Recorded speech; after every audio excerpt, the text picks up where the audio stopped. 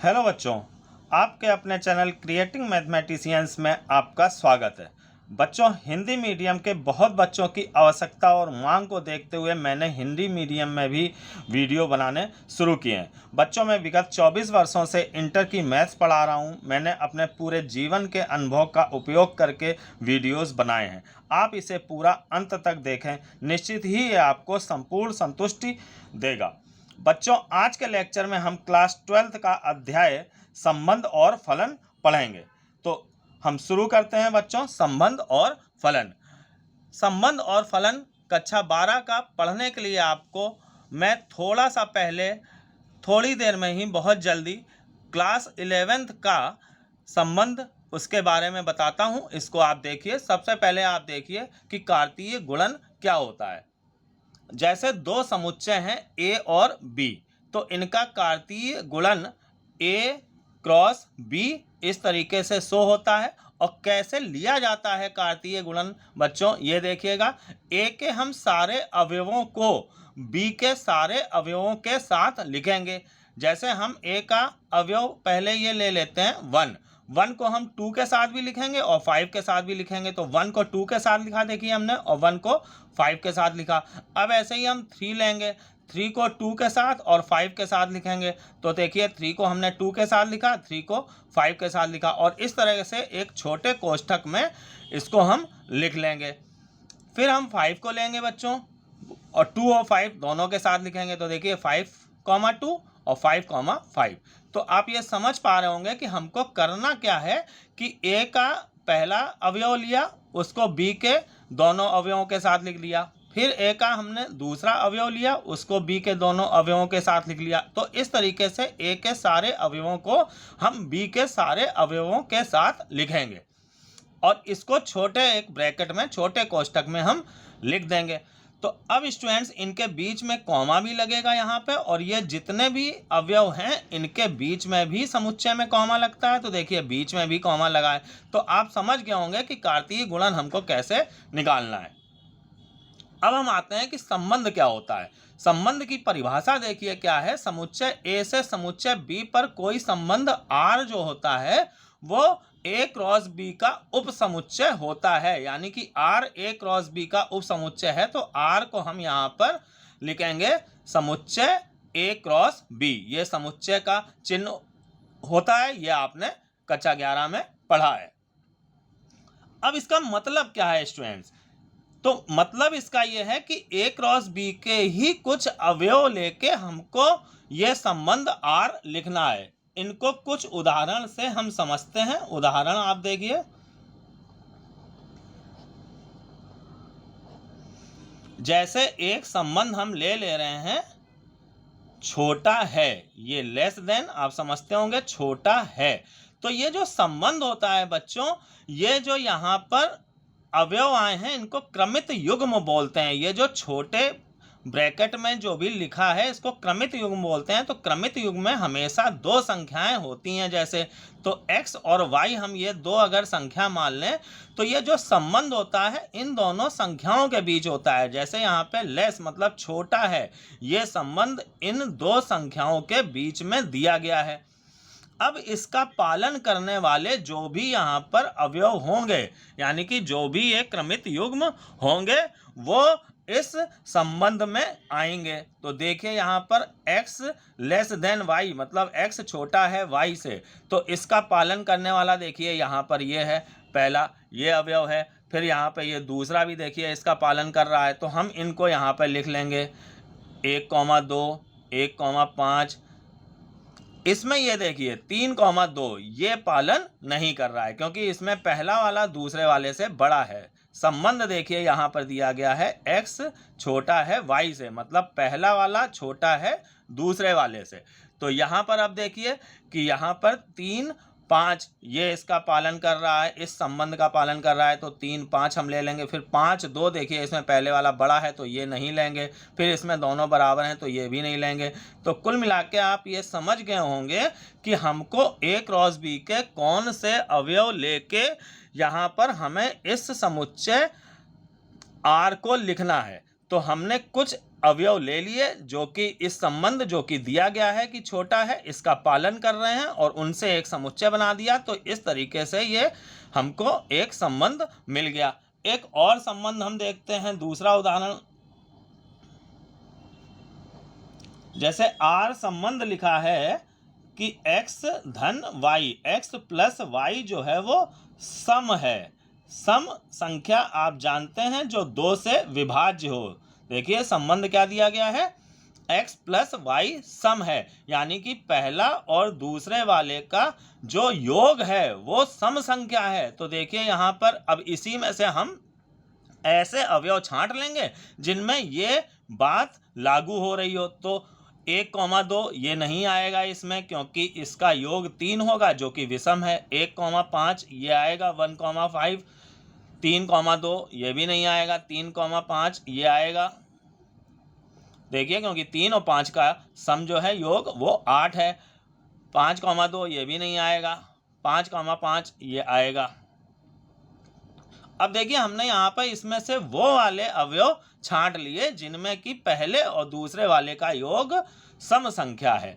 तो अब आप इन 2 उदाहरणों से समझ गए होंगे कि संबंध क्या होता है और कैसे बनाया जाता है। अब बच्चों यहाँ पर इसको हम बोलते हैं सारणी विधि। ये आपने पढ़ा होगा कक्षा 11 में, जिसमें कि सारे अवयव लिखे जाते हैं। ये सारणी विधि कहलाती है। अब हम इसको बता रहे हैं समुच्चय निर्माण विधि से।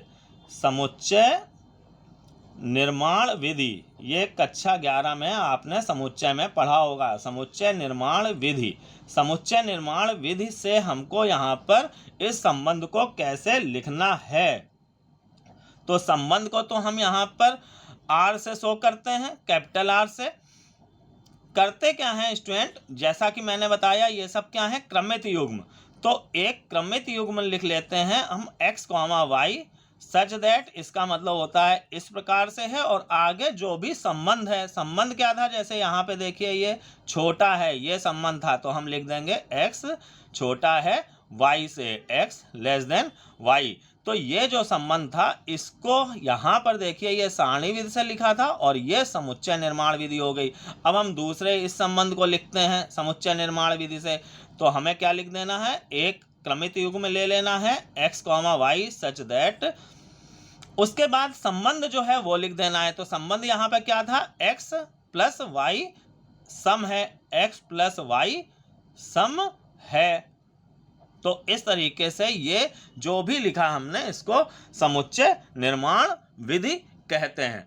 तो आपको ये सारणी विधि जिसमें सारे अवयव लिखे जाते हैं और ये समुच्चय निर्माण विधि, इनको जानकारी जरूरी है इनकी। तो बच्चों अब हम आते हैं एक और विशेष बात मैं आपको बता रहा हूं। जैसे कि अगर कहीं लिखा है कि x, y ये उपस्थित है R में, इस साइन को आपने पढ़ा होगा, बिलोंग्स टू इसको बोलते हैं, उपस्थित है। अगर कोई अवयव किसी समुच्चय में है तो हम लिखेंगे कि जैसे कि मान लीजिए यहाँ पे लिखा है 3, देखिए ए में है। अगर ये 3 ए में है तो हम लिखेंगे कि 3 उपस्थित है ए में। इसको इंग्लिश में बोलते हैं बिलोंग्स टू, 3 उपस्थित है ए में। ऐसे ही 5 जो है बिलोंग ए, आप ये समझ गए होंगे इस साइन का क्या मतलब है। तो जैसे x, y अगर किसी संबंध में है तो ये इंगित करता है कि x, r, y लिखते इस तरीके से हैं x, r, y, और पढ़ते इसको हम ये हैं कि x संबंधित है y से, x y से संबंधित है। और लिखा केवल क्या जाएगा, x, r, y। तो इस बात को आप ध्यान दीजिए, ये आगे चल के बहुत ज़्यादा उपयोग होगी। तो जैसे यहाँ पर देखिए इस संबंध में 3, 5 है, तो अगर जैसे ये लिखें कि 3, 5 बिलोंग्स टू r, देखिए ये वाला अवयव जो है वो इस संबंध में है, तो हम लिख सकते हैं कि 3, 5 बिलोंग्स टू r। तो ये क्या इम्प्लाई करता है, क्या यहाँ पे ये इंगित करता है कि 3 जो है वो संबंधित है 5 से, 3 इज रिलेटेड टू 5, या 3 संबंधित है 5 से। तो बच्चों इतना यहाँ पे कक्षा 11 का संबंध ये आपको मालूम होना जरूरी था, तो ये मैंने आपको पहले बता दिया है। अब मैं कक्षा 12 का संबंध शुरू करता हूँ। बच्चों यहाँ पर संबंधों के कुछ प्रकार बताए गए हैं जिनको आपको बहुत सावधानी पूर्वक समझना है, क्योंकि यह एक कठिन विषय है। आप इसको बहुत सावधानी पूर्वक समझें। पहला संबंध है स्वतुल्य संबंध। देखिए स्वतुल्य संबंध होता क्या है बच्चों, जैसा कि अभी आपने पढ़ा कि कोई संबंध जो होता है वो A क्रॉस B का उपसमुच्चय होता है, मतलब कि A क्रॉस B से आता है। तो पहली बात आप ये बहुत विशेष ध्यान रखिए कि अब यहाँ पर जो आज आप संबंध पढ़ेंगे वो जो है वो A क्रॉस B के उपसमुच्चय ना होकर A क्रॉस A के उपसमुच्चय होंगे। मतलब कि यहाँ पर जो दो समुच्चय लिए जाएंगे वो समान समुच्चय होंगे, मतलब A और B अलग अलग का गुणन ना लेकर A और A का ही गुणन लिया जाएगा। अब हम आते हैं स्वतुल्य संबंध पर। तो स्वतुल्य संबंध के लिए यहाँ पर क्या परिस्थिति दी गई है कि होनी जरूरी है, लिखा है बच्चों x, x belongs to R। सभी x के लिए, सभी x जो कि A में उपस्थित हैं उनके लिए ये यहाँ पर प्रतिबंध लागू होना चाहिए कि x, x belongs to R। अब इस बात को आप उदाहरणों से समझिए, तभी आपको ये बात ढंग से समझ में आएगी।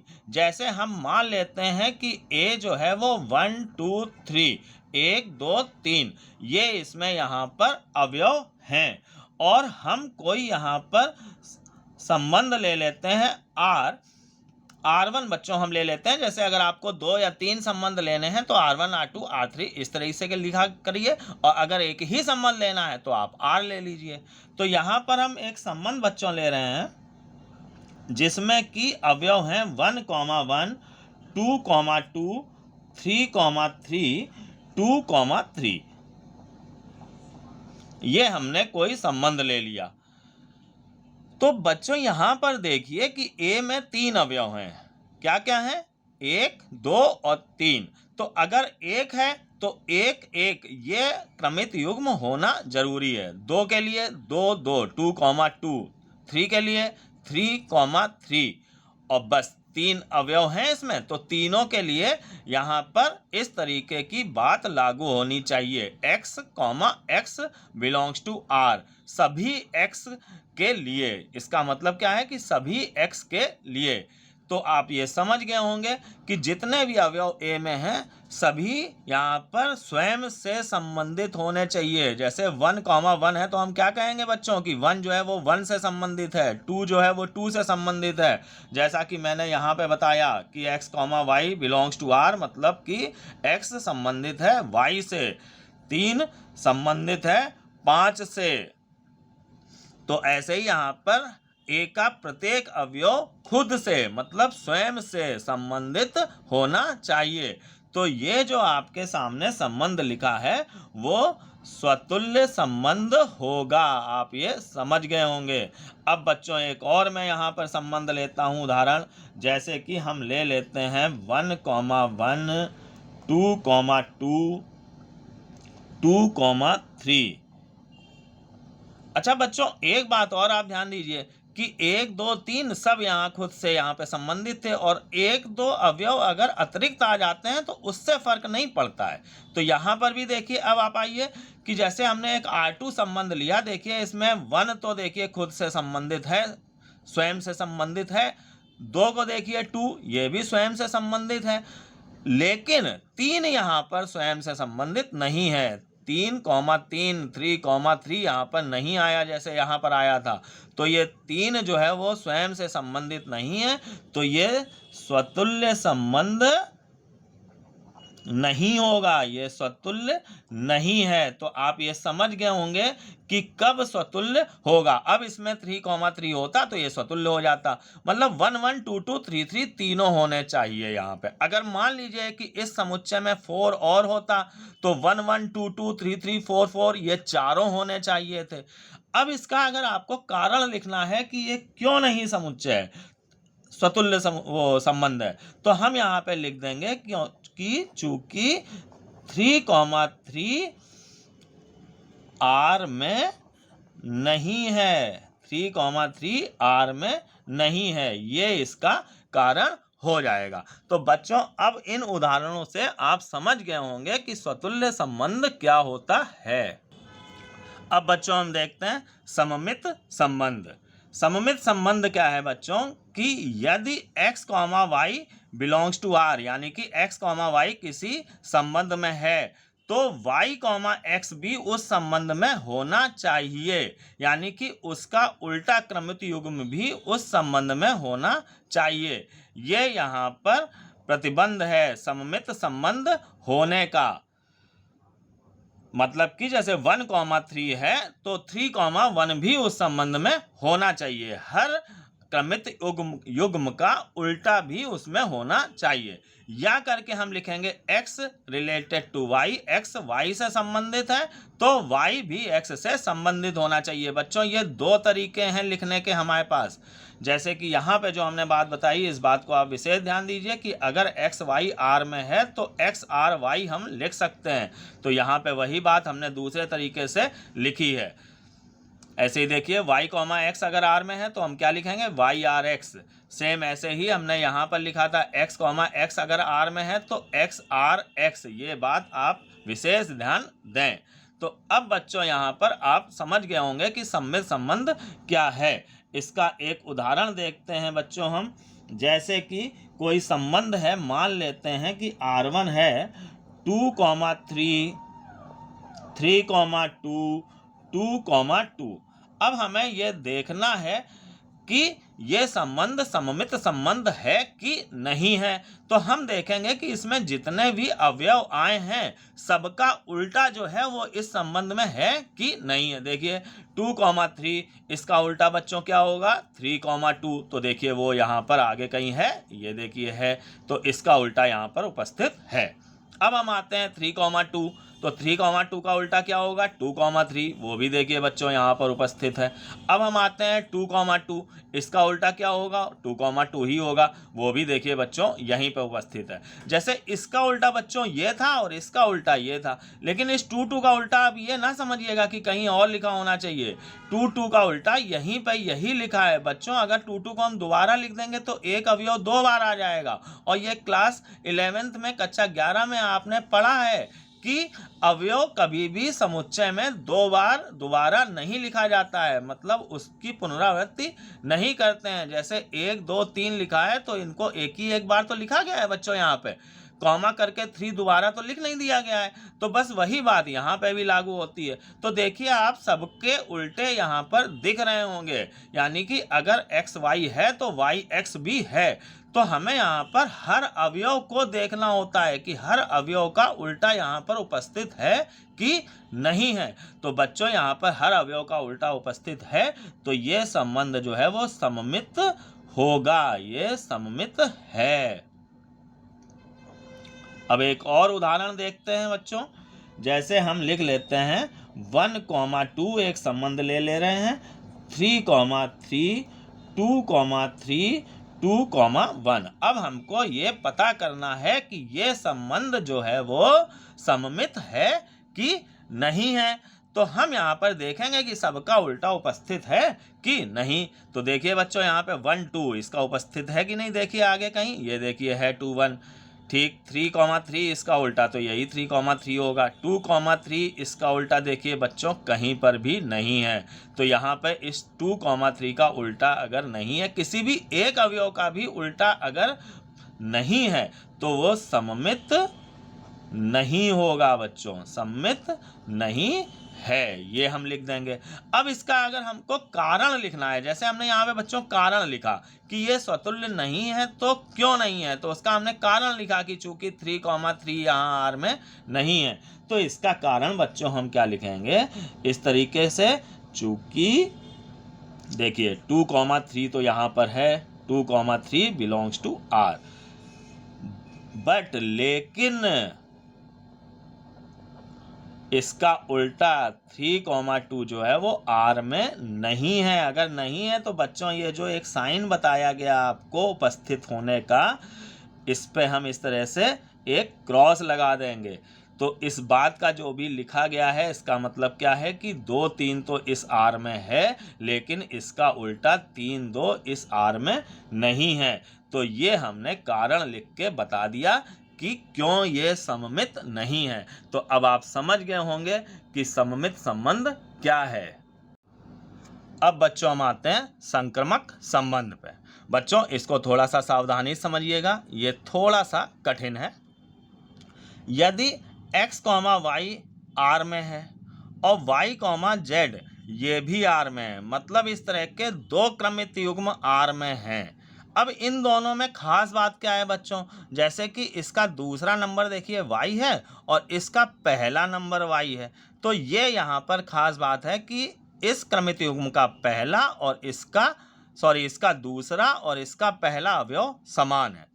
अगर ऐसा कहीं पर है तो x, z ये भी उस आर में होना चाहिए। बच्चों ये भी इस आर में होना चाहिए, मतलब इसका पहला और इसका दूसरा। जैसे आप एक एग्जाम्पल समझिए, मान लीजिए कि 2, 5 ये है आर में और 5, 8 ये है आर में। मान लीजिए कि ये दोनों आर में हैं, तो क्या होना जरूरी है बच्चों? देखिए इसका दरअसल दूसरा और इसका पहला समान है, तो बच्चों इसका पहला और इसका दूसरा ये होना बहुत ज़्यादा जरूरी है। अगर ये नहीं है तो ये संबंध संक्रमक संबंध नहीं होगा। आप समझ गए होंगे। अब बच्चों इसको हम दूसरे तरीके से लिखें, जैसे अभी पिछले दोनों संबंधों में आपने देखा कि हम इसको दूसरे तरीके से भी लिख रहे थे। तो वो क्या था, या करके हम लिख देते हैं एक्स आर वाई। अब तक आप समझ गए होंगे कि अगर एक्स वाई आर में है तो हम क्या लिखेंगे, एक्स आर वाई, और इसको हम क्या लिखेंगे, वाई आर जेड। इन दोनों के बीच में ये आर लिख जाएगा। क्या ये इम्प्लाई करता है, इंगित करता है कि एक्स आर जेड। ये बच्चों दूसरा तरीका है लिखने का। अब हम आते हैं बच्चों इसके कुछ उदाहरणों पर।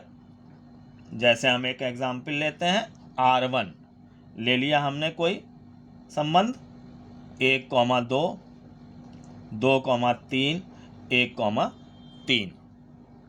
अब इसको हमें देखना है कि ये संक्रमक संबंध है कि नहीं है। तो देखिए 1, 2, अब देखिए ये 2 पे खत्म हुआ तो ये देखिए 2 से शुरू हो रहा है।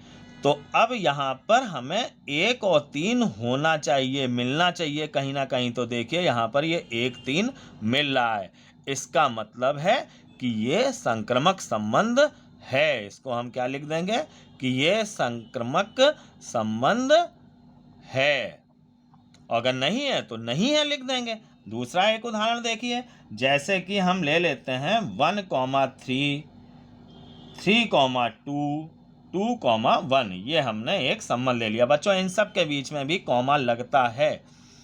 अब हमें देखना है, देखिए ये 1, 3, अब 3 से ये शुरू हो रहा है, 3, 2। तो बच्चों क्या होना चाहिए यहाँ पर, 1, 2 होना चाहिए, लेकिन 1, 2 यहाँ पर कहीं पर भी नहीं है। तो हम इसको क्या लिख देंगे कि ये संक्रमक नहीं है, ये संक्रमक संबंध नहीं है। अब इसका हमको जैसे कारण लिखना है, जैसे पिछले दोनों उदाहरणों में बच्चों हमने बताया ना कि कैसे हमें इसका कारण लिखना चाहिए।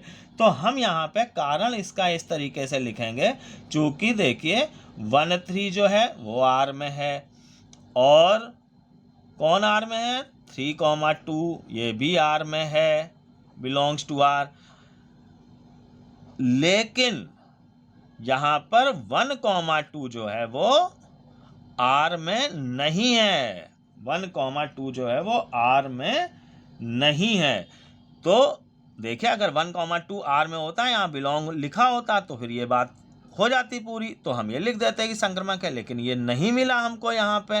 तो ये कारण हो गया। इस तरीके से लिख के आप कारण दिखा देंगे कि क्यों संक्रमक नहीं है।